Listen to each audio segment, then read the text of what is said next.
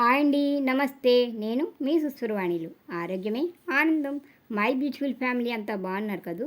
మీ సుస్వరవాణిలు బాగుందండి. కోనసీమ అంటేనే భూదేవి నిండైన పచ్చని పట్టుచీర కట్టుకున్నట్టు అటు ఇటు రక్షణ ఇచ్చేలా కొబ్బరి తాటి చెట్లతోనూ గ్రామాల్లోని కుటుంబాల్లో మేము భాగమే అన్నట్టు ప్రతి ఇంటి ముందు చిరుగాలులకు తలలూపుతూ నాట్యమాడే పూల మొక్కలు, ఇలా ప్రకృతి అందాలు ఆరబోస్తూ చూసే కళ్ళకి అందం, మనసుకి ఆనందం మనసొంతమవుతుందనేది నిజం. మీరు కోనసీమ ప్రాంతం వాళ్లే కదా.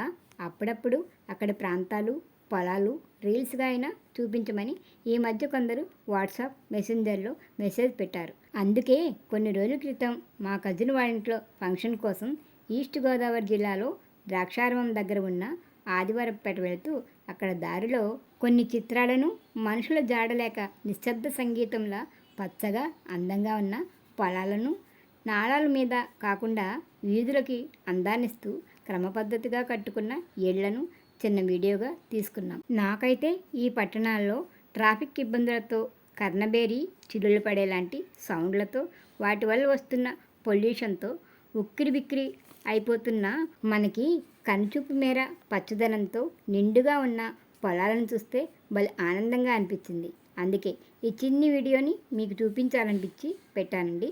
చూసేయండి.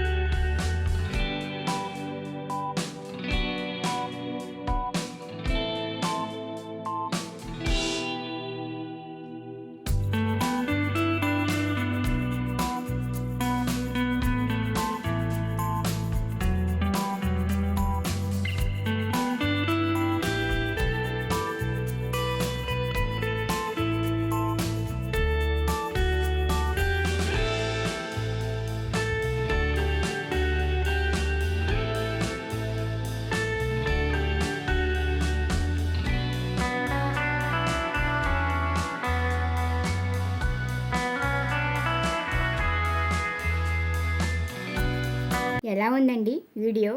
ప్రకృతి పచ్చని చీరని నిండుగా కట్టుకున్నట్టే ఉంది కదా. నేచర్ లవర్స్కి నచ్చుతుందనే అనుకుంటున్నాను.